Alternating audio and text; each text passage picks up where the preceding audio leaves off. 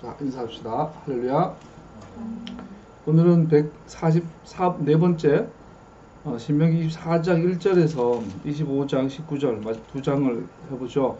지난주 3장부터 이어서 우리 일상생활의 잡다한 일들 뭐 대소사들이 있죠. 거기에 대해 관련된 규정들이 꾸준하게 나오고 있어요. 뭐 노예가 도망쳤을 때 매춘에 대해서, 또 돈 빌려주면 이자 받는 문제, 또 서원했을 때 지켜야 하는 거, 또 농부들이 땅을 소사를 나눠 먹는 문제예요. 이어서 오늘 이 4장으로 넘어가면 첫 번째부터 우리에게 좀 적용하기에 좀 헷갈리는 부분들이지만 원리를 보면 그렇게 복잡하진 않은 부분들이 있죠. 그 중에 하나가 이 4장 1절 4절까지 나온 이혼과 재혼의 문제예요. 이혼은 허용되지만 그러나 굉장히 제한되죠. 그리고 오늘 본문 이 4장 1절 4절 내용은 이혼을 허용하지만 또 재혼도 허용하는데 재재혼, 그러니까 어떤 남자 여자 결혼을 했는데 이 여자가 수치스러운 일을 발견했다고 나오죠. 수치스러운 일은 음행으로 볼 수 있다고 그래요. 남자와 여자 사이, 여자가 이제 바람을 피운 거야, 쉽게 말해가. 그러면 이제 이혼 사유가 돼요. 그래서 남자 이혼을 청구하면 이혼이 성립이 되면, 근데 문제는 이 여자가 재혼할 수 있다라는 거예요. 굉장히 토라의 잡이죠. 재혼할 수 있어요. 근데 문제는 재혼했다가 또 이혼하고 혹은 그 사람 죽을 수도 있고 하면 다시 원래의 첫 번째 남편에게로 다시 재재혼하는 거는 안 된다. 근데 그 안 된다라는 그 원인이, 이유가 의아스러워요. 그것은 하나님 앞에 역겨운 일인데 역겨운 일이기 때문이다라는 거죠. 하나님이 당신들 유산으로 주신 땅을 죄로 물들어서는 안 된다. 그래서 여자가 이혼하고 재혼하고 다시 원래 남편으로 돌아오는 것이 하나님 보시기에 역겨운 일, 우상숭배하고 같은 종류의 죄가 되고, 또 결과적으로 땅이 더러워진다라고 말하고 있는 거죠. 이것이 오늘날 좀 이해가 안 되긴 하죠. 그러나 이게 성경 원리인 것을 볼 수 있어요. 그리고 또 하나 우리가 오해하기 쉬운 게, 성경의 기록, 단편적인 기록이나 고대 근동의 기록만 단편적으로 보면 이혼을 할 수 있는 권리는 남자에게만 있는 걸로 알아요. 그러나 전혀 그렇지 않다고 그래요. 고대 근동의 수많은 남겨진 문헌들을 보면 남성뿐 아니라 여성도 언제든지 자기가 상황이 되면 이혼을 먼저 청구할 수 있었다 그래요. 얼핏 보면 남편에 대한 일방적 이혼을 말하고 있는 것 같지만 본문은, 그러나 수많은 고대 계약서들을 보면 쌍방이 서로 이혼을 신청할 수 있었고 법정에서 인정받을 수 있었다고 그래요. 특별히 유대 할라카에서도 만약에 남자가 결혼했는데 부양의 의무를 지지 않는다거나, 쉽게 돈 안 벌어준다거나, 또 폭력을 했다거나, 가정 폭력을 행한다거나, 남자가 바람을 피웠을 경우에도 아내가 먼저 이혼을 신청할 수 있다 그래요. 그러면 이혼 성립이 됐다고 그래요. 굉장한 거죠.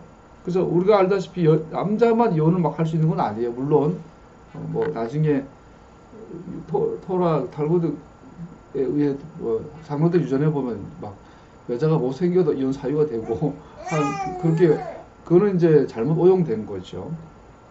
그리고 이 신명기 24장 1절 3절까지는 여자 이혼의 사유 중에 하나가 오늘 본문에 의하면 여자의 수치스러운 일을 발견됐다라고 하는 이 에르바라는 단어를 쓰는데, 나체, 벌거벗음, 여자가 어떻게 뭐 벌거벗음 당한 것 같은 수치를 당했다. 아마 아내가 성적으로 실수한 것을 표현한 것 같아요. 그럴 경우 남자가 이혼을 신청을 하는데, 그럴 때는 말한 것처럼 이혼하고 또 재혼하고, 그러나 재재혼을 금지하게 된 것을 볼 수 있어요.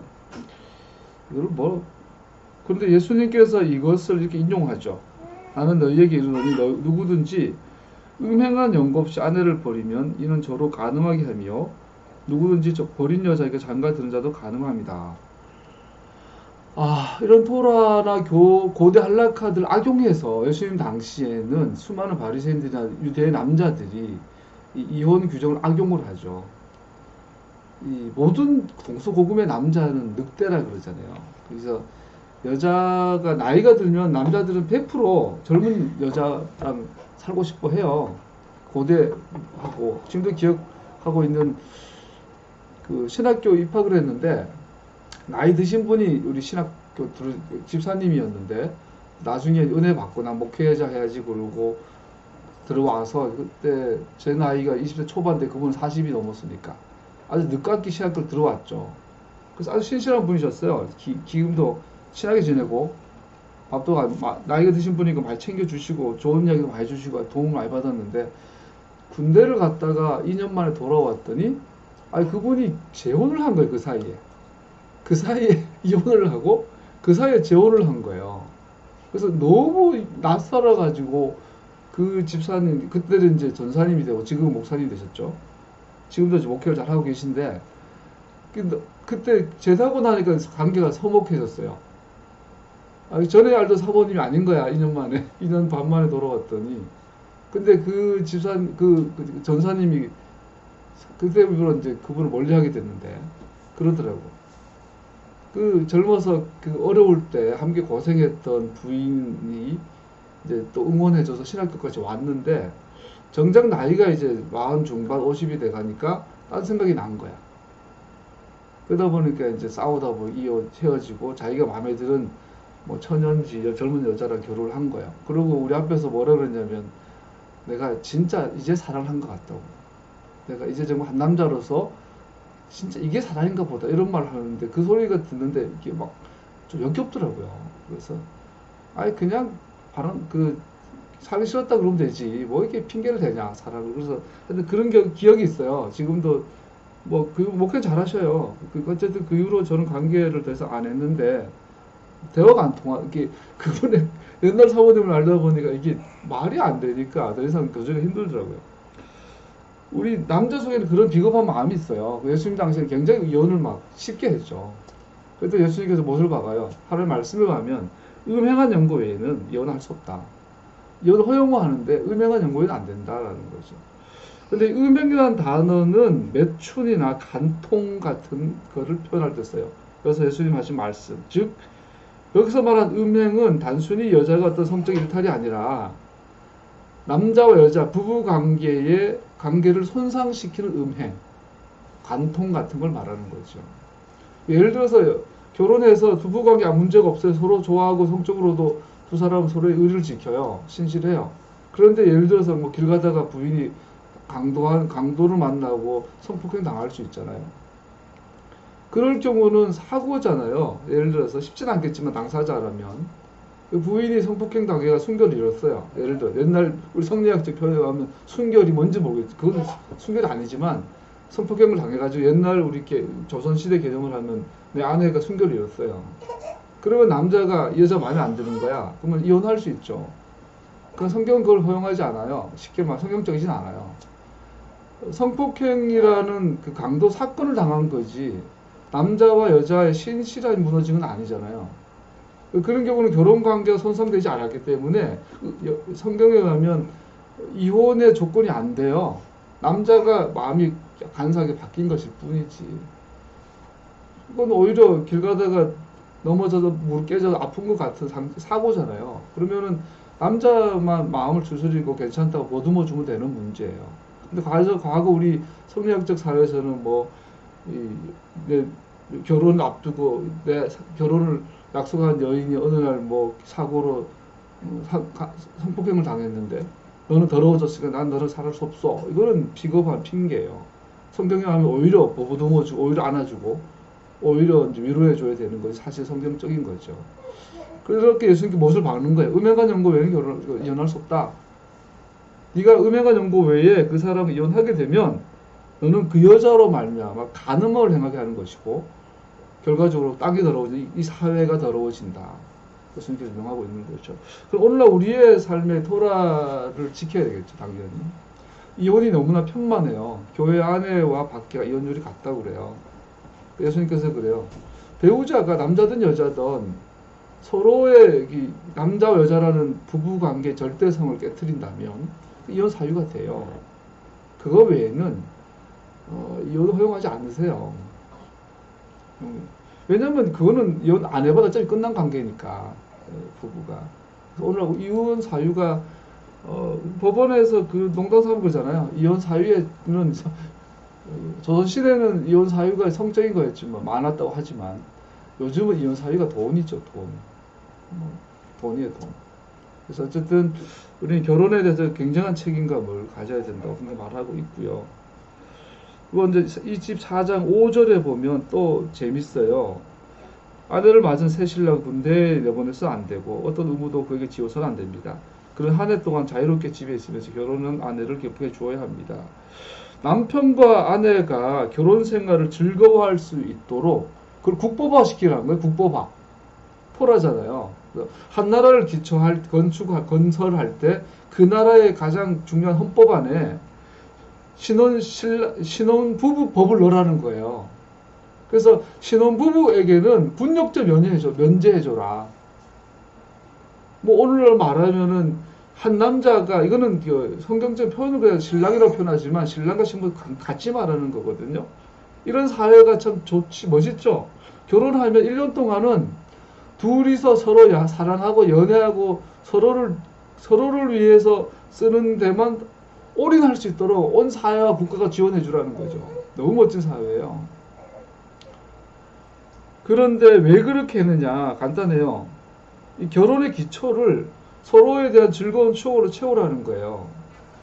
인간은 추억을 먹고 살죠. 기억을 먹고 살죠. 어제 은자라고 얘기하다 패티시. 우리가 보통 패티시 그러면 음란한 성적인 안 좋은 걸로 받아들이지만 원래 심리학적으로 이 패티시는 굉장히 고차원적인 의미를 갖고 있죠. 인문학적으로. 예를 들어 가지고 엄마에 대한 애틋한 마음이 있는데 엄마는 돌아가셨어요. 그럼 엄마가 나를 위해서 평소에 짜줬던 목도리가 하나 있으면 엄마는 돌아가서 10년이 지나도 그 목도리 못 버려요. 왜냐하면 이 목도리는 곧 엄마를 기억나게 하니까. 이걸 패티쉬라고 그래요. 손가락이라 해서 손가락이 길어지는. 이 컵은 내가 쓰던 컵이기 때문에 내가 죽고 나면 은재에게, 노기에게 이 컵은 굉장히 특별한 의미가 되죠. 그게 이제 패티시적인 개념이라고 그래요. 이 기억이, 인간은 그걸 먹고 살아요. 옛날에 외국에서 연애하다가 외국에 공부하러 갔다가 외국에서 연애가 실패한 상담한 적이 있는데 기억이 나요. 항상 그 양반은 그 나라 박사과정 못하고 돌아왔죠. 연애 실패 때문에. 그러면 그에게 있어서는 내가 유학했던 그 나라는 평생 가기 싫어요. 막 엄청난 수천 명, 수천만 명, 수억 명이 사는 그 큰 나라도 내가 거기에 유학을 가서 거기에서 처음으로 누군가를 사랑해봤는데 아픈 상처를 갖고 헤어졌으면 그 나라는 자체가 나에게는 이제 꺼리낌이 생긴 패티시적인 거예요. 기억이에요. 그래서 우리가 결혼의 기초는 행복한 기억으로 채워주라는 거죠. 신랑과 아내와 남편이 그 전에 누구를 만났던, 그 전에 과거가 어쨌든 결혼 초에는 상대방을 100% 용서해주고 다 받아주고 서로에 대한 헌신으로만 채워버리면 앞으로 살다가 어떤 어려움이 겪더라도 그 추억을 먹고 사는 거예요. 내 남편이 만약에 사업 실패해가지고 막 성격이 안 좋게 변하더라도 저 사람 원래 저런 사람은 아니야. 기다려줄 수 있는 힘이 생기고 내 아내가 나이 40이 돼 50이 돼가 이상하게 변하더라도 저 사람이 원래 저런 사람은 아니야. 과거에 우리 결혼해가 신혼초에 얼마나 행복했어. 그런 추억을 가지고 우리가 서로에 대해서 사랑을 지키고 신의를 지키고 오래 참아줄 수 있는 거죠. 이 구절을 볼 때마다 우리 하나님께서는 되게 멋쟁이세요. 이렇게. 저런 거 나도 결혼의 원리예요. 그래서 가능하면 그런 나라가 되면 좋겠어요. 지금 우리나라도 신혼부부 지원 많이 한다고 하는데 아주 좋은 취지죠. 잘 되면 좋겠네요. 또 넘어가서 24장 6절로 넘어가 보죠. 6절 읽어볼까요? 시작. 맷돌은 전부나 그 밑자 하나라도 저는 수 없습니다. 저는 사람의 생명을 저장하는 것과 정말 즐기 때문입니다.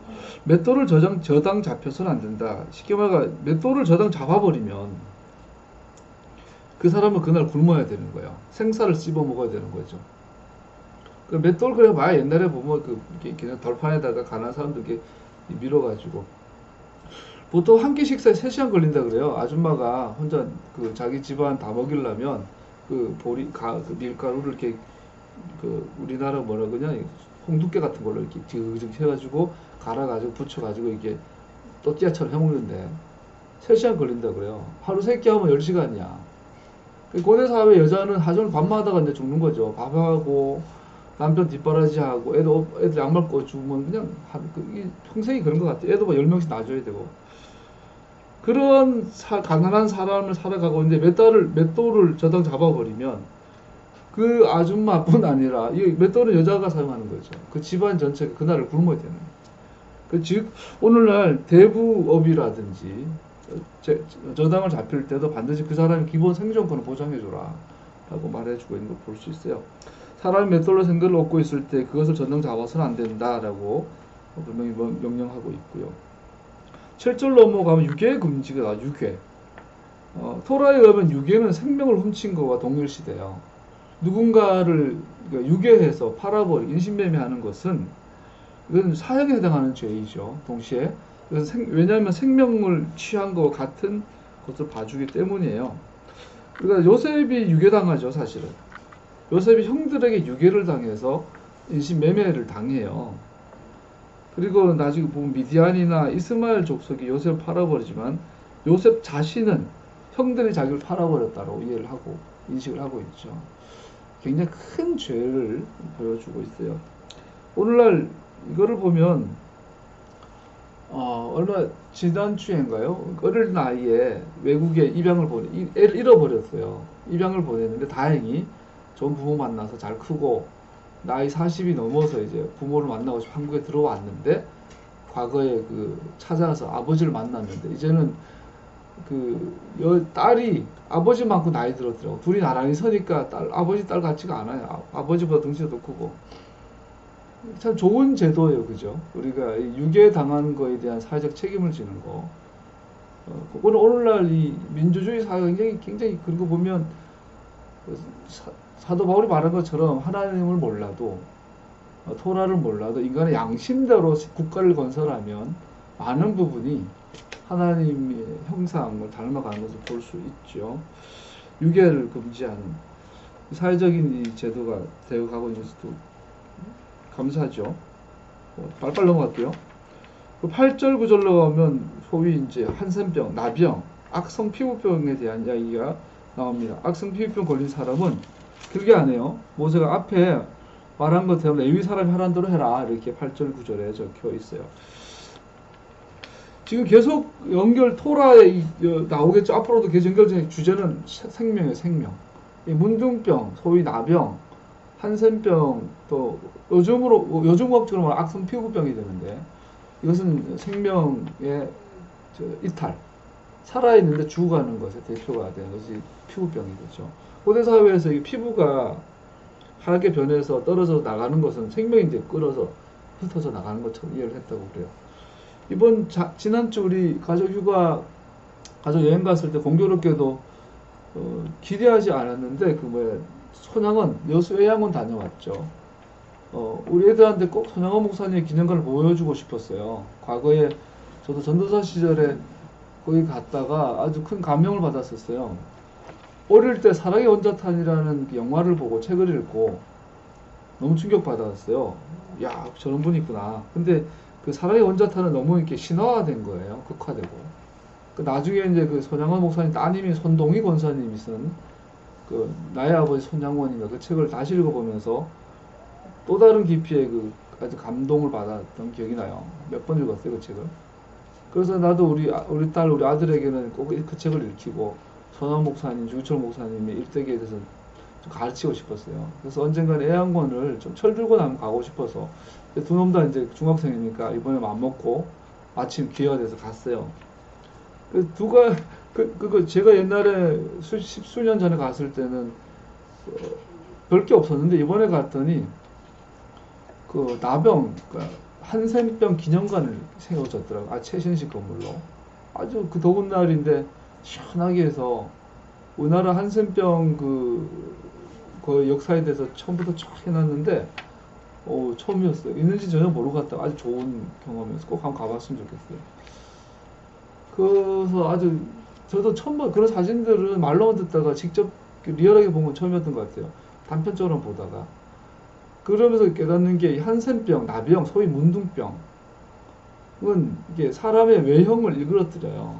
진짜 우리가 SF 영화에서나 보던 그런 괴물들, 이렇게 표현하면 죄송하시면 그런 얼굴, 외모가 거기는 실제가 있어요. 이제 막 손가락이 빠지고 얼굴이 뭉개지고 다리가 그냥 다쳐서 절단한 게 아니라 그냥 이게 살이 썩어서 들어가서 이게 없어져 버려. 눈이 그냥 없어져 버리고 뭐 이런 그런 걸 다 찍었고 그분들 수술했던 수술 장비라든지 그 몸에 박았던 임플란트 그 기운을 다 이렇게 전시를 해놨더라고요.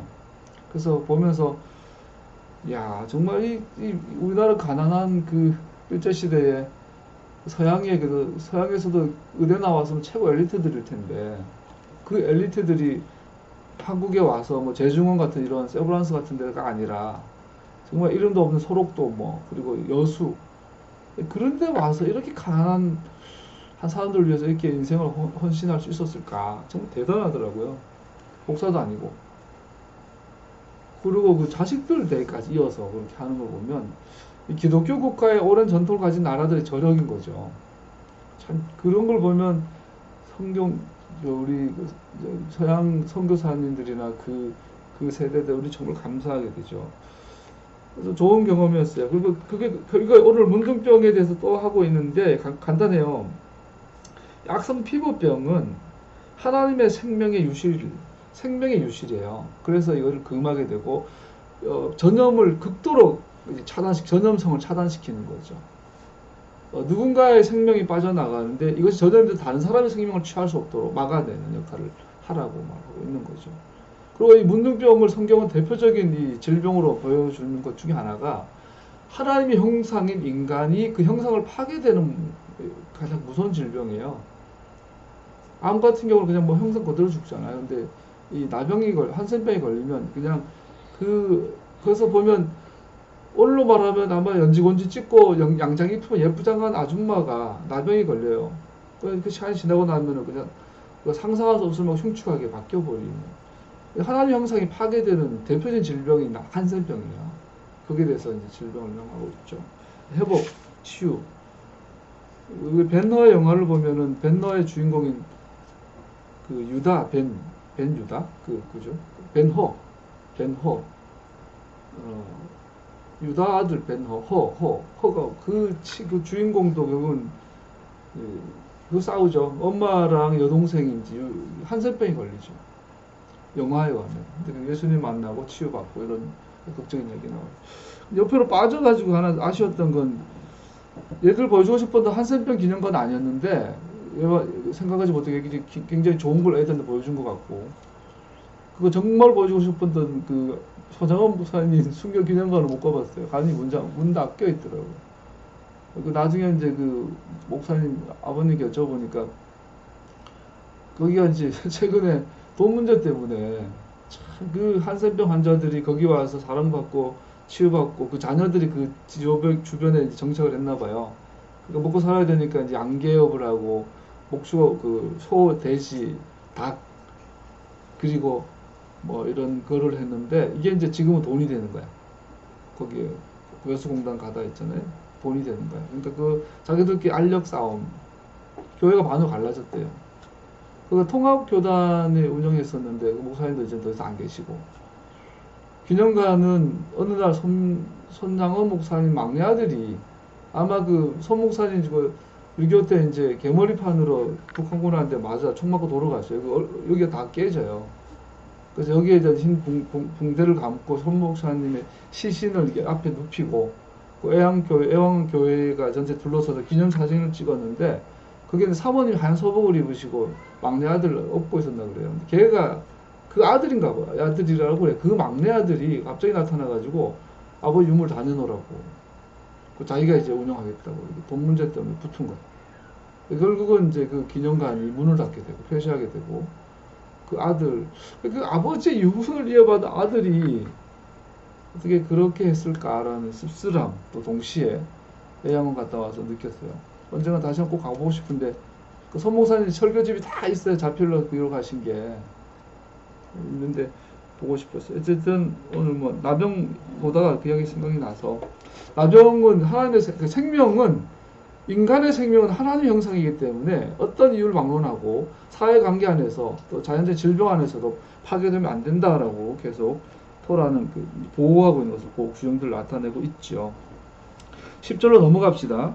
24장 10절부터 13절까지는 담보물을 잡으려고 그의 집에 들어가지 말아라. 그러니까 오늘로 말하면 대부업이죠.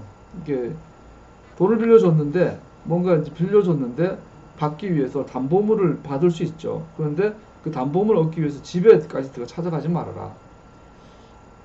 그리고 가난한 사람들에게 담보물 중에서도 그 사람의 그 생존 필수품은 건들지 마라. 거독 같은 거 취하지 마라. 이렇게 아주 엄격하게 토라 자체가 그 명령하고 있어요.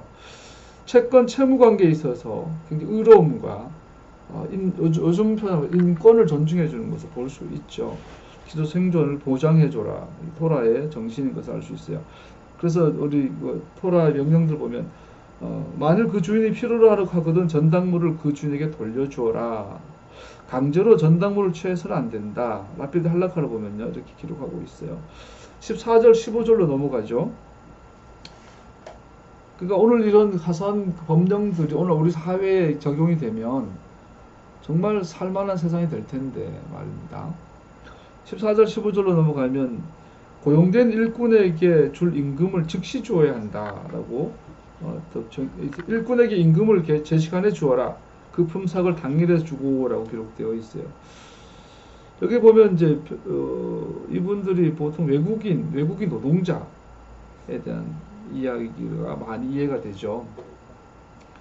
이것은 이 단어, 이 구절을 우리의 삶에 실현할 수 있으면 우리나라의 모든 정책과 모든 사회 구조가 바뀌어야만 되는 거죠. 예를 들어 가지고 우리나라가 지난 한 20년, 15년 전부터 이렇게 그 외국 노동자를 대량으로 이렇게 받아들였어요. 그러면서 이제 내국인의 임금의 60-70% 선에서 합법적으로 이렇게 외국 노동자를 받았죠. 근데 문제는 불법 체류자들이죠. 문제는 불법으로 외국 노동자로 들어온 외국인들이 있어요. 그럼 이분들은 법의 보호를 받지 못하니까 이분들 고용한 사람들이 악용을 많이 하죠. 너무나 많은 사례가. 그래서 불법 체류자들을 고용해서 제때 월급을 주지 않고, 또 제때 이게 다쳐도 치료도 안 해주고, 그거 돈 달라고 그러면 너 이민국에 고발한다고 협박하고, 이게 섞여버린 거예요. 그러니까 합법적인 외국 노동자와 불법 체류자가 섞여가지고 우리나라 산업을 구성하고 있어요. 성경 그대로예요. 그렇게 되면 우리나라가 망해요. 예를 들어서 지난주에 LH 아파트가 어디인가 대단지가 들어갔는데 입주 일주일 만에 집이 그냥 난장판이 된 거야. 물이 넘쳐가지고 오물이 넘치고, 큰맘 먹고 큰 돈 들고 들어갔는데, 근데 이제 그런 여러 가지 원인 중에 하나가 요즘 소위 노가다 이 건축 들어가면은 현장은 대부분 외국 노동자라고 그래요. 합법적인 노동자라면 정부의 통제를 받으니까 최소한 감리가 정상으로 되어질 수 있죠. 그래도. 근데 불법 노동자를 사용하게 되면 아무래도 관리 감독 소홀히 하게 되죠. 그러면 그 결과물 우리나라 아파트란 말이에요. 다는 아니지만 건축물이라든지 여러 가지 산업들이 결국은 이 법을 벗어나서 이런 것들을 하게 되면, 그 토라가 제때 임금을 줘라 이 말을 지키려면 외국 노동자를 불러도 합법적으로 불러야 되고 합법적으로 관리 감독해야 되고, 그럼 결과물도 좋게 나오겠죠. 이 구조 사회 전반이 바뀌어야 될 명령인 거예요. 이것만 봐도. 그러니까 토라 위에 세워진 국가는 아주 좋은 나라가 되겠죠. 우리나라가 지금 걱정이긴 합니다. 굉장히 걱정입니다. 우리 젊은 친구들이 알바한다고 노가다 한다고 소위 노가다판에 들어가면 외국인, 중국인, 조선족이 꽉 잡고 있대요. 걱정이긴 해요. 뭐 모든 게 지금 뭐 다 그분들 문제라는 건 아닌데, 이것이 법 밖에 혹은 법의 통제를 느슨하게 해서 주어진 것이 대부분이기 때문에 현실적으로 결과는 우리나라를 살아가는 사람들이 고통을 받게 되죠. 이 토라를 볼 때마다 대한민국 도대체 어디로 가고 있는가? 우리나라뿐인가요? 다른 나라도 어디로 가고 있는가? 우리가 독일이 그렇게 정직한 나라, 기술력이 대단한 나라인 줄 알았는데 작년 재작년에 그 폭스바겐 디젤 조작한 걸 보면 양심이 있는 놈들인가 싶죠. 메르켈이 그렇게 좋다고 하는데도 정작 자국 내 그런 자동차 산업의 그런 부조리에 대해서 입 다물고 있다고 그래요. 이번에 이제 BMW는 벌써 막 뭐 하루에도 몇 대씩 불나요. 그 몇 천만 원, 몇 억짜리 차들이. 그 나라에서 지금 BMW는 운행 금지시킬까라고 할 정도로. 그러니까 어쩌면 이렇게 됐을까요? 믿을 나라가 없는 거죠. 이스라엘 앞으로 하나님께서 이스라엘 세워야만 좋은 나라가 세워지겠죠. 13번째로 가면 24장 16절에 보면 연좌제를 금지하는 또 규정이 나와요. 이게 우리가 헌법 공부하다 생각하면 돼요. 이스라엘 헌법. 자식이 지은 죄 때문에 부모를 죽일 수 없고 부모의 죄 때문에 자식을 죽일 수 없습니다. 사람은 저마다 자기가 지은 죄 때문에만 죽임을 당할 것입니다. 연좌제 금지하고 있는데 우리 신명기 5장 9절에 보면 모순이 돼요. 서로가. 나 아도나이 너희 하나님은 질투한 하나님이다. 나를 미워한 자의 죄를 갚되 아비로부터 아들에게로 3, 4대까지 이렇게 하거니와. 신명기 5장을 얼핏 보면 연좌제를 권장하고 있어요. 야, 네가 잘못하면 네 자식까지 혼낼 거야. 이렇게 이해할 수 있죠. 그러나 토라 전체와 신명기 5장과 오늘 본문과 전체를 연결해 보면 다른 결론이 나와요. 이것은 하나님께서 오가 작통법 혹은 연좌제 이런 것처럼 에스겔에 말하면서 아버지의 이가 포도를 먹으면 아들의 이것이다 라는 것이 아니라 자녀들은 육체적으로 사회적으로 부모와 끈으로 연결되어 있기 때문에 자유로울 수 없음을 말하고 있는 것입니다. 그러므로 자녀들은 아비의 죄로 인한 죄책 때문이 아니라 아비의 죄가 야기하는 그 수치와 불행 때문에 고통받게 되는 겁니다. 그래서 결론은 무슨 말이냐면 하나님의 연좌제를 말하는 것이 아니라 연좌제는 근본적으로 금지하고 있어요. 그럼에도 불구하고 아버지가 살인을 저지르면 자식은 분명하게 아버지가 살인자라는 오명을 쓰고 살아야 되는 거죠. 그러면 어떻게 돼요? 그 아들은 취직도 제한될 것이고 친구 관계도 제한받을 것이고 결혼도 제한받을 것이기 때문에 저주받은 거랑 마찬가지가 되는 거죠. 이건 육체적 사회적 관계를 말하고 있는 것이지 연좌제를 찬성하고 있는 건 아니라는 거죠. 굉장히 중요해요. 그래서 우리는 친구 사귀는 것도 신중해야 하고 결혼도 굉장히 신중해야 되고 직업을 선택할 때도 신중해야 돼요. 결혼할 때 반드시 그러죠. 남자는 여자를 선택할 때 반드시 장모를 보라고 그러죠. 장모.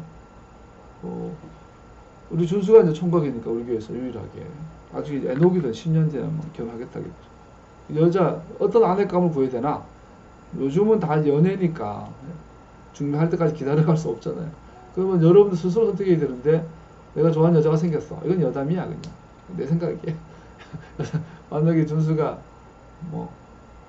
애녹이가 준수는 당장이니까 부담되겠다. 애녹이가 나중에 여자친구가 생겨가지고 결혼하고 싶어. 그 집에 놀러 갔는데 장모 될 사람이 장인 어른 될 사람한테 함부로 말하거나 무례하게 하거나 하면 그 집은 절대 장가가면 안 돼요.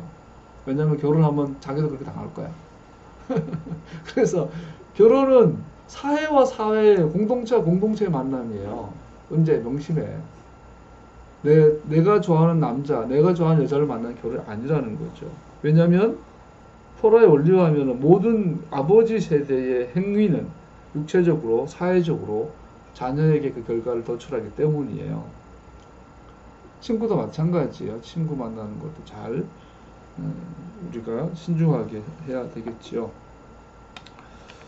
그리고 14번째로 17절, 18절로 넘어가면 법의 집행을 모두 공평하게 수행해야 한다라고 또 명령하고 있어요. 이 4장 17절 18절 외국 사람과 고아의 소송을 맡아 억울하게 재판해서는 안 됩니다. 가부의 전당 잡아서 안 됩니다. 당신들 이집트에 종사하던 것과 주 당신들 하나님이 당신들을 거기에서 속량해 주신 걸 기억하십시오. 재판을 공평하고 공정하고 정의롭게 해라 라고 말하고 있죠. 마침 오늘날 우리 한국 사회의 그 양승태 국정농단 그리고 재판 거래, 여러분 우리가 그 단어들 중에 도저히 지구상 인류 인류 사회에서 이 지구 위에서는 만들어지면 안 되는 단어들이 있어요. 그 단어들 중에 하나가 재판 거래라는 단어예요. 어떻게 재판을 거래할 수 있어요? 이것은 재판을 거래한다는 개념조차는 존재하면 안 되는 개념이에요. 그런데 우리 양승 때 이분 장로님이라는 말이 있더라고요. 교회 장로님이라는 말이 있어요. 진짜 장로님이라면 야, 그 정권은 진짜 영적으로 콩가루 집안이야. 장로 대통령, 장로 대법원장, 전도사 총리, 뭐 이 사람들이 나를 말아먹었지. 근데 그 양승태 대법원 시절에 이 법원 행정처가 청와대 행정부 청와대랑 이렇게 재판 거래를 하죠. 인혁당 사건 알잖아요. 우리 김기춘 할아버지가 석방되셨는데 거기 가셔야 되겠죠, 다시. 그분은 아마 감옥에서 돌아가셔야 정리가 세워지는 거죠. 김기춘 할아버지는. 그분도 교회 다닌 것 같은데. 우리가 남이가. 그분이 멀쩡한 사람들을 간첩으로 몰았어요. 일부는 사형당해 죽었어요. 일부는 고유문 후유증으로 사회에서 살아나지 못할 정말 비굴한 삶을, 비참한 삶을 살게 했어요. 그 유가족들은 평생 간첩 집안의 오명 가운데 그 3대, 4대까지 그 저주가 이어지게 만들었어요. 김기춘 씨가. 과거 군사정부가. 그런데 나중에 법원에서 이것이 간첩 조작 사건인 것이 드러나고 법원에서 그들에게 배상을 명했어요. 1심에서 승리하고 1심에서 배상이 판결 났기 때문에 최종 심리에서 그럴 경우에는 나라에서 보상이 먼저 나간대요. 최종 심리 하기 전에. 그래서 이들은 보상을 받았어요. 몇 억씩. 너무 가난했으니까 돈을 썼죠. 그랬더니 대법원에서 갑자기 바꿔버려. 그때가 박근혜 정부 때고 양승태 법원장 때죠. 갑자기 보상한 거는 다시 돌려줘. 다시 나라에 국가 환수해라. 이러니까 그 사람들이 갑자기 몇 억에서 구해요. 그뿐이에요. 우리 그 KTX 그 여자 승무원들도 마찬가지예요. 법원에서 1심, 2심에서는 나라가 잘못했다. 보상해라. 났는데 양승태 대법원에서 바꿔버려요. 보상 판결 취소. 다시 환수해. 누구는 자살도 하죠. 그 때문에. 그들은 살인자들이에요. 법을 가지고 몽둥이로 사람 때려 죽인 살인자와 마찬가지. 법으로 사람 때려 죽인 거예요. 그 사람들은.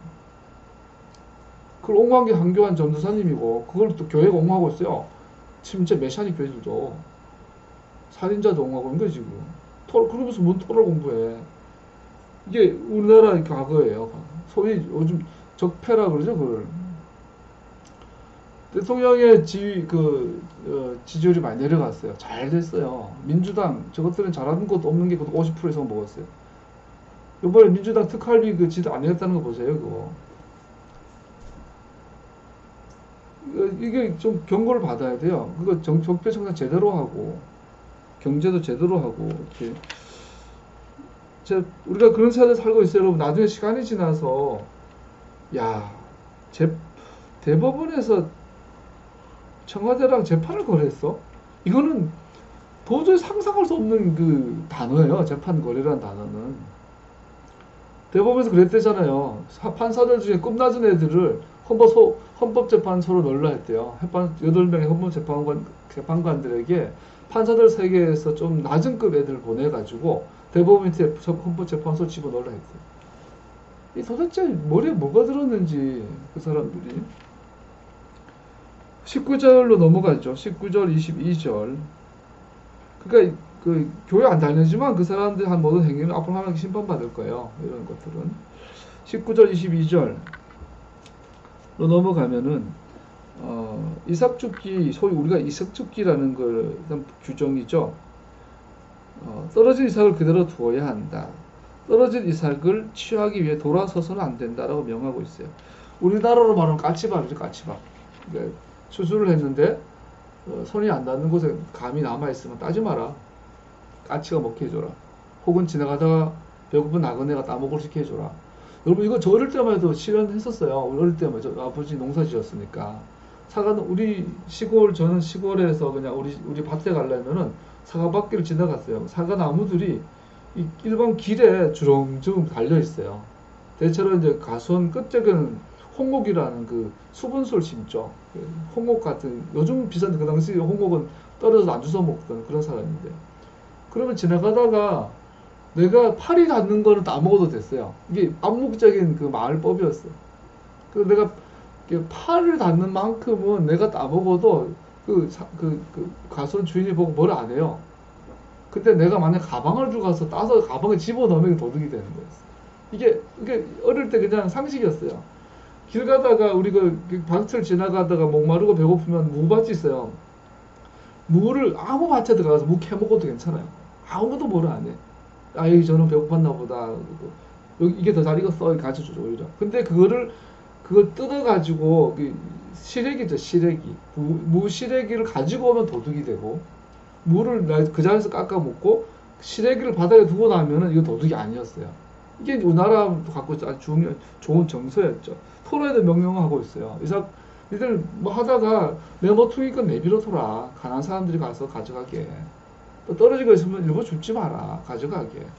우리가 이제 그 룻이 보아스의 밭에 갔을 때 보아스가 일부러 이렇게 흘리잖아요. 보아스는 그 이삭 몇 개 떨어뜨리고 좋은 아내를 얻죠. 이게 아주 이삭죽기가 오늘날도 굉장히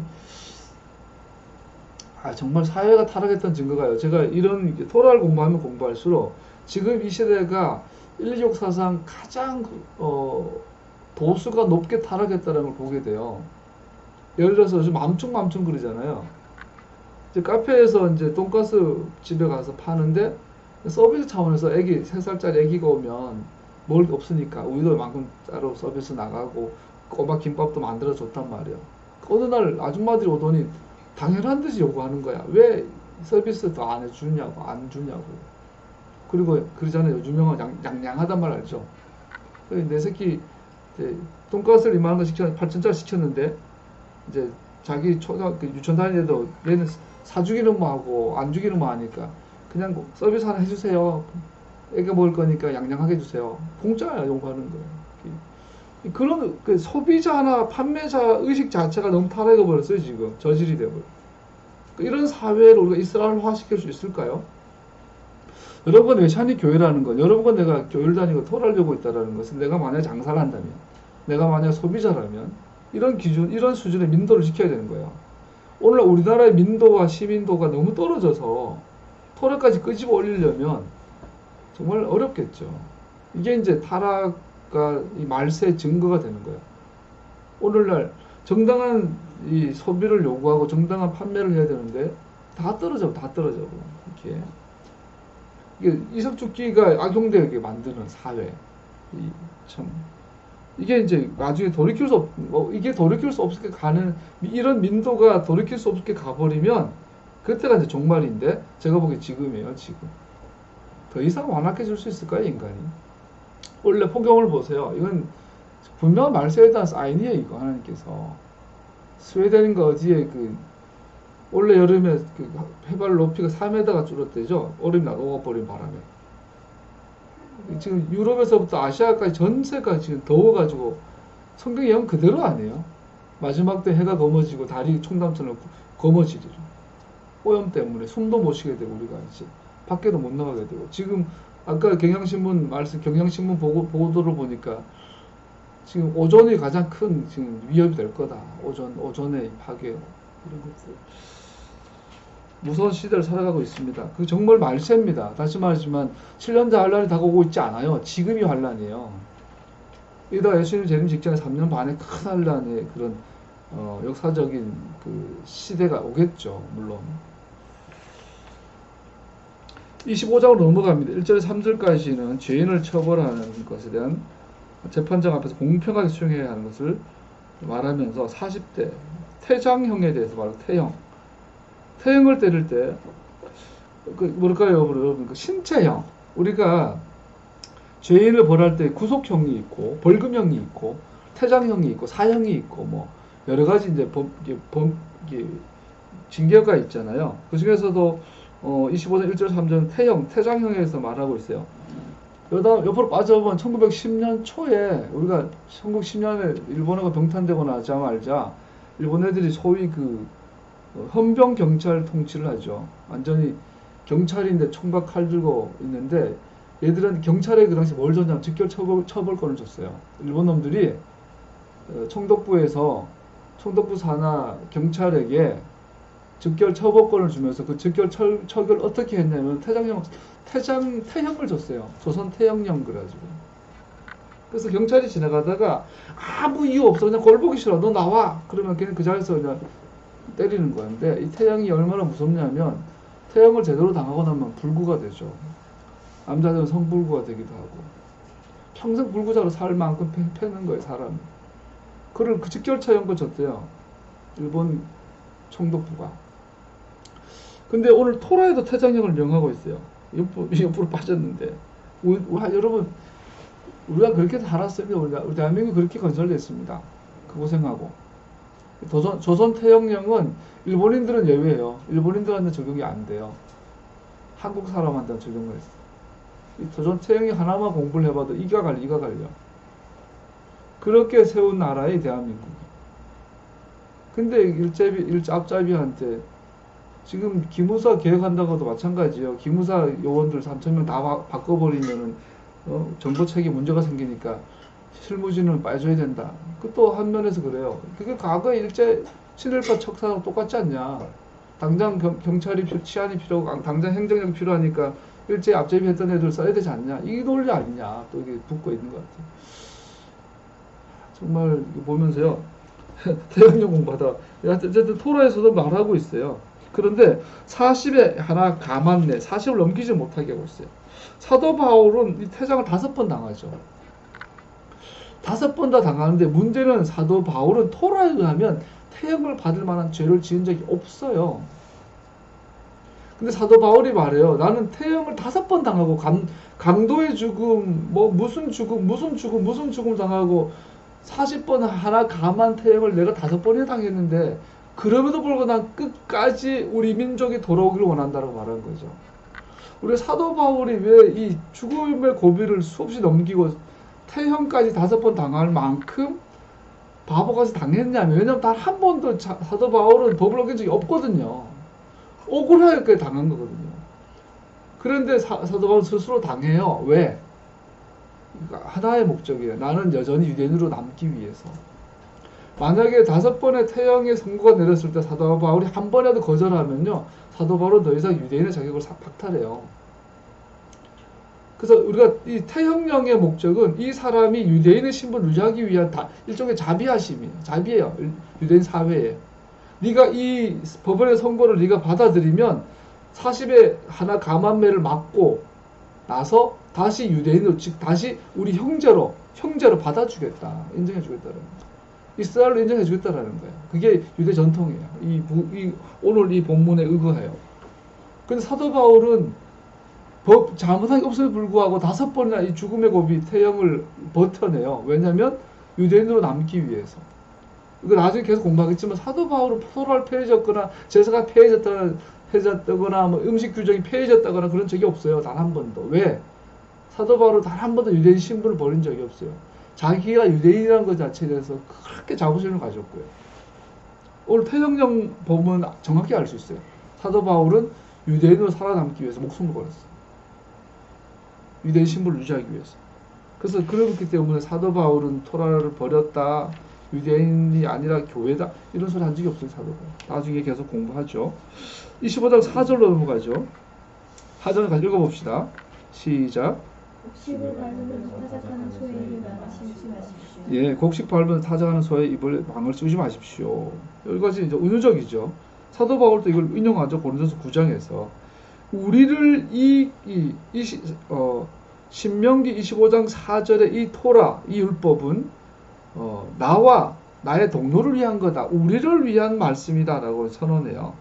그러면서 말씀을 맡은 자와 좋은 것을 나누라. 이렇게. 그러면서 사도 바울이 뭐냐면 나도 베드로처럼 부인을 데리고 다닐 수 있고 나도 월급 받아가면서 복음 전할 수 있는데 나는 더 효율적인 복음 전도를 위해서 자비함으로 한다라고 말한 부분이 이 오늘 본문을 가지고 사도 바울이 했던 걸 알 수 있죠.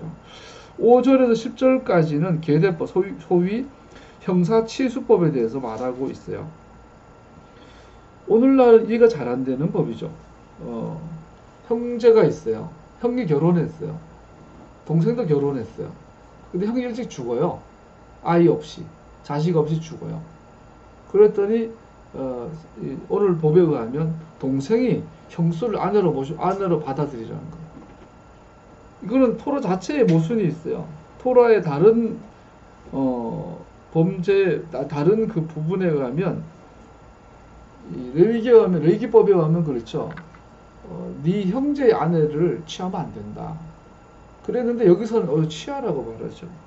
근데 그 목적이 뭐냐? 이게 재밌어요. 6절 읽어보죠. 6절요. 25장 6절 시작. 그래서 그 여자가 낳은 처자들은 죽은 형제 이름을 이어받게 하여 이스라엘 가운데서 그 이름이 끊어지지 않게 하여 그 이름이 끊어지지 않게 하여야 한다라고 말하고 있어요. 여러분, 유대인들, 히브리인들, 이스라엘 사람들에게 있어서 성경에서 이름은 곧 그 사람이에요. 즉 이름은 그 사람의 권위예요. 이름은 그 사람의 영광이에요. 그래서 고대 사회에서 가장 생명보다 오늘은 생명이 제일 중요하다. 오늘날은 하지만 고대 중군동 특히 고대 이스라엘에 있어서 가장 중요한 것은 생명이 아니라 명예예요. 명예. 그래서 누군가가 내 명예를 회하면 나는 내 생명을 포기하고도 그 명예를 지키는 게 이 성경의 시대예요. 오늘날 이것이 이제 악용돼서 이슬람 사회에 보면 여동생이 길 가다가 겁탈을 당했어. 그러면 토라가 하면 어떻게 돼요? 아까처럼 걔를 위로해주고 치유해주고 다시 일어날 수 있도록 상담도 하고 막 이렇게 해줘야 되죠. 오히려. 그런데 오늘 이슬람 사회에서는 그 애를 죽여버리죠. 명예살인이라고. 가족의 명예를 더럽혔다. 이게 고대 사회의 명예에 대한 그 잘못 인식들이 잘못 왜곡돼가 오늘날 전해진 거라고 볼 수 있죠. 성경의 사회 시대에도 명예가 소중히 여겼는데 그 명예를 담은 표현 이름이에요. 그래서 고대 이스라엘 사회에서는 그 사람의 이름은 항상 아버지 이름을 쓰죠. 누구의 아들? 누구. 그죠? 예수님도 그래. 유다의 자손, 유다의 아들 예수, 다윗.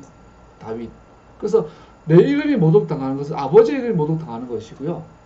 내 이름이 모독당하면 우리 가문이 모독당하는 거예요. 이거는 과거 용서받을 수 없는 거죠. 그런데 이름이 모독당하는 것 정도가 아니라 이름이 지워져 버리는 것은 가장 심각한 정도의 명예훼손이 돼요. 그래서 내 형이 아이 없이 죽으면 내 형의 이름이 사라져 버리는. 그래서 이 이름이 유지되도록 해주라는 거예요. 근데 그 목적이 가장 중요한데 제가 읽어드릴게요. 창세기 12장 보면 아브라함 언약이 나오잖아요. 여기가 이제 그 근거가 돼. 이름의 소중함이 12장 1절 3절까지 읽어보면 주님께서 아브라함에게 말씀하셨다. 너는 네가 살고 있는 땅과 네가 난 곳과 너희 아버지 집을 떠나서 내가 보여주는 땅으로 가라. 내가 너로 큰 민족이 되게 하고 너에게 복을 주어서 네가 크게 이름을 떨치게 하겠다. 너는 복의 근원이 될 것이다. 이 아브라함에게 천하 만민의 복을 받는 약속을 하면서 그 복의 내용이 뭐냐면 네 이름을 떨치게 해주겠다. 네 이름이 알려지게 해주겠다라는 거예요. 이 아브라함의 모든 자손들은 아버지 이름 밑에 내 이름을 넣어요. 즉 아브라함의 이름에 있다 했단 말이에요. 유대인들의 모든 이름은. 근데 이 형의 이름이 지어져 버린 것은 아브라함의 계보에서 지어진 것을 의미하게 돼요. 그래서 이 계대법, 소위 형사치수법은 그런 의미에서 단순히 사회보장 정도가 아니에요. 우리나라도 고대 국가, 그 삼국시대 이전, 고구려 백제 신라 있기 이전에 뭐 옥저, 동예, 부여 이런 나라에서도 형사치수제가 있었죠. 형이 죽으면 형수를 내가 취하는. 그것은 고대 사회에서 여자 혼자 못 사니까 그 가정을 거둬주는 의미였지만 오늘 토라에 하면 그 이상이죠. 그런 의미와 함께 영적으로 아브라함의 자손의 계보가 이어지도록 도와주는 것이지요. 이것은 옆으로 한 번 더 빠져보면 굉장히 중요한 의미를 갖고 있어요. 우리 타낙 성경, 소위 사도들의 성서 이전에 존재하는 타낙 성경에는 부활에 대한 직접적 언급이 없어요. 부활에 대해. 물론 욥기서나 잠언이나 간접적인 부활에 대한 언급이 있는데 오늘 이 본문 계대법에 있어서 부활 신앙의 그 기초적인 정서를 발견할 수 있어요. 말했지만 6절에 보면 기업이 끊어지지 않게 형의 이름을 이어가죠. 기업이라는 것은 그 땅이죠. 땅. 이스라엘 백성들에게 기업은 약속의 땅을 상속받은 거예요. 형의 이름이 끊어지면은 그 형에게 주어진 땅이 사라져버려요.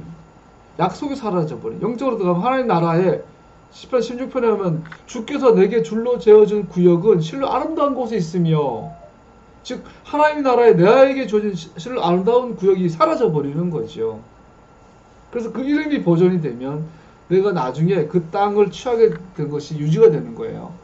그런데 그 땅은 성경에 보면 누구를 통해서 이루어지냐면 창세기 3장 15장 메시아가 오셔서 약속의 땅을 온전히 회복하신다고 되어 있죠. 메시아가 오셔서 약속의 땅을 온전히 회복한다는 그 내용이 뭐냐면 아브라함의 언약되게 약속된 각자의 이름에 유업으로 주어진 땅을 취하게 해줄 거라는 것이에요. 그것은 무슨 말이에요?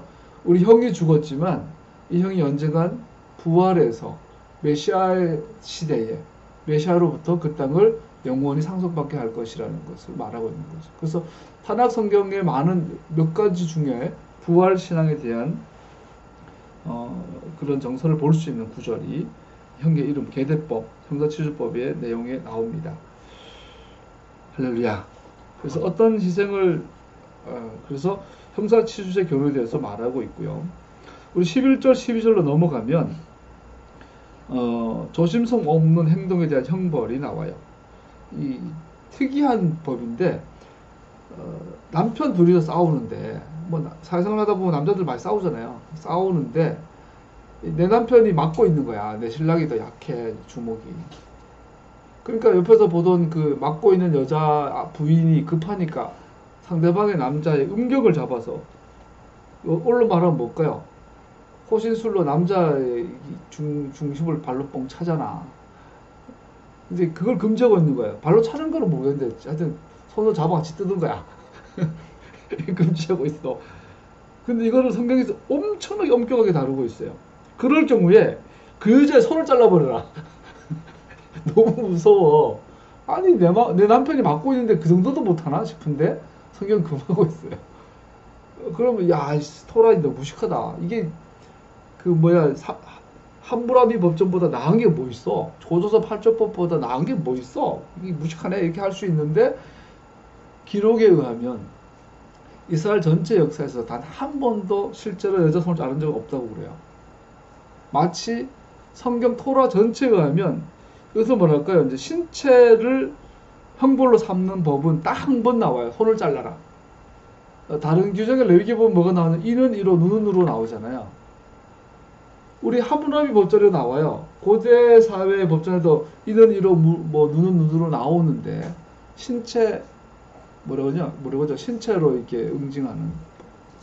근데 토라가 하면 딱 한 번 나오면 이는 이로 눈은 누르로 나와 있는데 실제로 구체적으로 손을 잘라버려라고 명령한 것은 오늘 이 본문이 최초 유일무이해요. 그리고 역사에 가면 단 한 번도 실행한 적이 없고 이는 마치 이는 이로 눈은 눈으로도 이스라엘 실제로 실행하지 없는 것과 같은 의미를 갖고 있어요. 이거는 더 이상 설명 많이 안 할게요. 뭔 말인지 나도 잘 몰라서. 어쨌든 그 싸울 때도 도는 지켜야 돼요. 정도는 지켜야 돼. 어떤 희생을 치르고라도 고통 가운데 있는 자를 구해야 한다라고 이해했고요. 13절, 16절로 넘어가면 저울과 자에 대한 나오죠. 저울추와 측량, 도형, 도량에 대해서 나오는데 정확해야 한다 라고 나오죠. 여러분 소래포구 유명하죠. 소래포구. 그리고 뭐 속초의 뭐 대포항. 각 지역에 있는 수산물 세장 가면 요즘 많이 나아졌는데 옛날에는 그 진짜 저도 한번 써본 것 같은데 그 게 옛날에 우리 코쇼 안 할 때 게를 샀는데 분명 살아있는 게를 샀는데 집에 가면 죽어 있어. 죽은 정도가 아니라 다 썩어 있어. 귀신이 고칼 노릇이. 이런 표현 안 되지만. 근데 나중에 그 수법을 보니까 너무 간단하더라고요. 앞에는 살아있는 그때 소래포인가 누가 살아있는 게를 놔뒀어요. 막 솥밥에 덮어 있잖아. 근데 팔 때는 살아있는 놈을 잡아가지고 있는데 죽은 게를 잡아 흔든데 이렇게 살아가서 보이잖아. 그 게를 넣는데 눈에 살아있는데 죽고 그거 밑에서 죽은 것도 막 집어넣고 하여튼 희한하게 썩였어요. 불과 몇 년 전까지 그걸 비일비재했어요 실제로. 그랬더니 요즘은 대포항 갔더니 포항 죽도시장 갔더니 그 적혀 있더라고. 그 저울 갖다 놓고 양심 저울 그래가지고. 그 웃기잖아요. 얼마나 썩었으면 양심 저울이 필요한 거야. 요즘은 양심 저울 자체도 조작을 해놓는다 경우도 있다고 그러죠. 자, 이거를 왜 이렇게 강조하냐면 만약에 그 사회의 저울이나 척도의 기준이 훼손이 되면 그 사회의 경제는 무너져요. 그 사회가 존속할 수 없어요. 모든 사회의 기초 정의와 모든 사회의 경제 구조는 정확한 저울과 정확한 도량의 척도에 달려 있어요. 토라는 이걸 규정하고 있는 거예요. 이걸 어기게 되면 아주 심각한 벌을 받게 되죠. 토라는 그렇게 명하고 있어요. 오늘날 우리에게도 마찬가지입니다. 되게 많이 썩이죠. 많이 썩이죠. 이 사회가 타락하니까 시장 가면 우리 아줌마, 대한민국 아줌마들이 위대한 게 상인이 속이는데 속인 걸 미리 알아. 그래서 맞춰서 깎아. 이게 우리는 옛날 추억 속에서 우리 저 아줌마는 잘 깎아게 돼 있잖아. 이 사회 구조 자체가 거짓에 기초를 하고 있는 거죠. 처음부터 기준을 무너뜨린 상태에서 팔고 그걸 깨뚫고 안 쏟고도 깎고. 이번 주에 중고차를 샀어요. 그 유명한 인천을 갔다 온 거. 인천에 중고차 파리를 진짜 막 뭔신 엠파크? 인천 엠파크를 갔는데 그 직원들은 다 조폭같이 생겼더라고 진짜. 죄송하지만 그래서 사모님하고 내가 그냥 기도한 거 하나님 안 쏟게 해주세요. 몰라. 사봐야 알겠죠. 갈 때마다 파는 놈들은 쏘기려고 한다고 그래요. 뭘 안 되라고 믿어야 되겠지만. 사러 가는 사람들도 요 정도는 쏘기게 했으니까 요 정도까지는 내가 봐줘. 이 머리 돌아가. 이 사회 자체가 뭐죠? 거짓과 이 불의가 기초한 사회가 되어버린 걸 볼 수 있죠. 이 중고차 시장이. 사고 왔더니 어제 신문에 나왔어요. 주행거리 조작할 수 있는 기계가 있다. 일주일 믿다 살걸. 이런 생각이 막 들죠. 이거 불행한 겁니다. 이것은 인간이 타락했던 증거 중에 하나예요. 모든 나라의 경제 구조는 어쩌면 공의와 정의가 아니라 거짓의 기초에서 반드시 척도를 사용하고 있는 것을 보게 되죠. 우리는 바꿔야죠. 최소한 우리는 바꿔야죠. 토라는 바꿔야 되겠죠. 마지막 하나 남은 아말렉.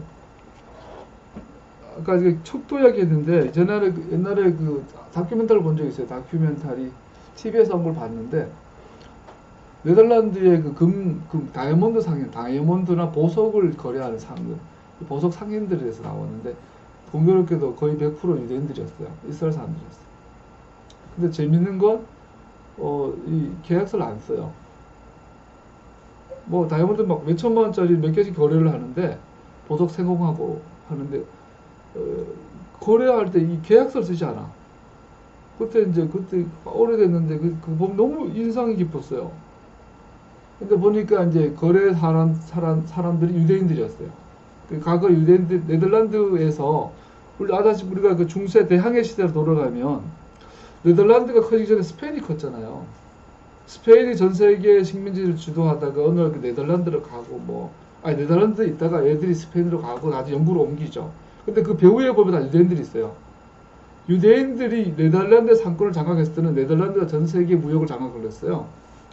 그러다가 얘들이 스페인으로 가면 스페인 장악하고 얘들이 영국으로 갔을 때 영국이 전 세계 헤어지지 않은 나라가 됐다고 하죠. 물론 뭐 정사에서는 말 안 하지만 실제로 그런 근거들이 있죠. 그때 이제 네덜란드는 작은 나라니까 이런 고부가 산업을 주력을 했는지 오늘날 보석 세공이라든지 이런 것들은 거의 네덜란드 상인들, 특별히 유대인들 후예들이 잡고 있대요. 토라가 근거가 된 거예요. 그래서 이 사람들은 유대인과 유대인이 서로 보석 하나 3천만, 4천만, 10개, 20개씩 서로 거래를 하는데 악수하면 끝나는 거야. 내가 몇 월 며칠 당신하고 거래하는데 얼마에 팔고 얼마 사겠습니다. 말로 하고 악수하면 이게 거래가 성립이 됐다는 거야. 근데 그 가운데 단 한 번도 사고가 발생하지 않았다 말 듣고 이게 이스라엘 나라가 무서운 나라구나. 지금 유대인들이 이스라엘은 하나님 그 이스라엘은 아니잖아요. 그럼에도 불구하고 토라가 개출된 나라는 부분적으로나마 굉장한 저력을 갖고 있구나라는 걸 보게 돼요. 우리 한국 사회도 바뀌어야 될 텐데 제가 보기에 불가능하죠. 어차피 없어질 거예요. 대한민국 없어질 나라예요. 미국도 없어질 거고요. 중국도 없어질 거예요. 이스라엘만 영원하죠. 예수님이 오시면 이 땅에 다스리실 거예요. 그런 법, 이런 토라 이 법이 우리가 공부한 이 토라는 예수님이 오셔서 이 땅에 실제 다스릴 법이에요. 이런 경제, 이런 법원, 이런 정치 그러니까 이루어질 거예요. 그랬을 때 기대가 돼요. 기대가 돼요. 다 잘 살 수 있고 다 행복할 수 있고 그런 이스라엘이 이 땅에 회복되었죠. 마지막으로 25장 17절 19절 넘어가면 아말렉에 대해서 지워버려라. 이게 아말렉이라는 이름을 이 땅에 지워버려라 하게 돼 있어요. 우리 아주 속 시원하죠. 당신들이 처진 사람들 그들이 모조리 쳐 죽였습니다. 19절 당신들은 하늘 아래에서 아말렉 사람의 흔적도 없이 없애버려야 합니다. 그래서 잊지 말아야 합니다. 아우 너무 무서운. 여러분 아말렉의 조상은 에서의 에서, 야곱의 형 에서의 아들 중에 하나가 아말렉이고요. 이 아말렉의 운명인 아말렉이라는 성경적인 존재는 호시탐탐 이스라엘을 노리고 있어요. 이 땅에서 이스라엘이 존재하는 것을 두고 보지 못하는 나라가 아말렉 족속이에요. 그래서 이들은 하나님의 신실하심, 하나님의 구원 계획을 적극적으로 반대하는 대표적인 족속이 아말렉족이 이제 되죠. 그 대표적인 인물이 출애굽 당시 모압 근방에 있던 에돔 족속이에요. 모압 근방에 있던 에돔 족속이 아말렉의 후예들이에요. 이들이 지금 아랍 족속을 구성하고 이슬람을 구성하고 있죠. 지금. 그리고 이들은 우리가 알다시피 에스더가 어디입니까? 페르시아에 공주로 있을 때 하만이 대표로 해서 유대인들 다 죽이려고 하죠. 그 하만이 아말렉의 후예예요. 아각 사람 함무다다의 아들 하만. 그때 극적으로 하나님께서 에스더와 모르드게를 통해서 불임절을 만들어서 오히려 유대인들을 죽이려고 하던 하만의 일행들 다 죽여버리게 되는 거예요. 즉, 이 아말렉의 이 정체성은 뭐냐면 지구상의 이스라엘을 없애게 만들려고 하는 거예요. 그래서 오늘 토라에 가면 그 정반대로 아말렉을 지워버리라고 말하고 있어요. 근데 여기서 주목해야 될 부분이 있어요. 예레미야 31장 35절 한번 찾아볼까요? 이건요. 마지막이니까. 예레미야 31장 35절 37절.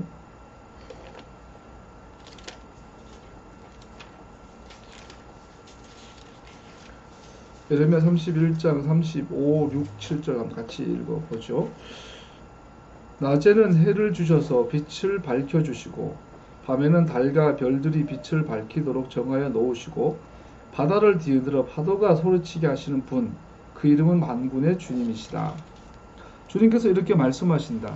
이 정해진 질서가 내 앞에서 사라지지 않는 한 이스라엘 자손도 내 앞에서 언제까지나 한 민족으로 남아있을 것이다.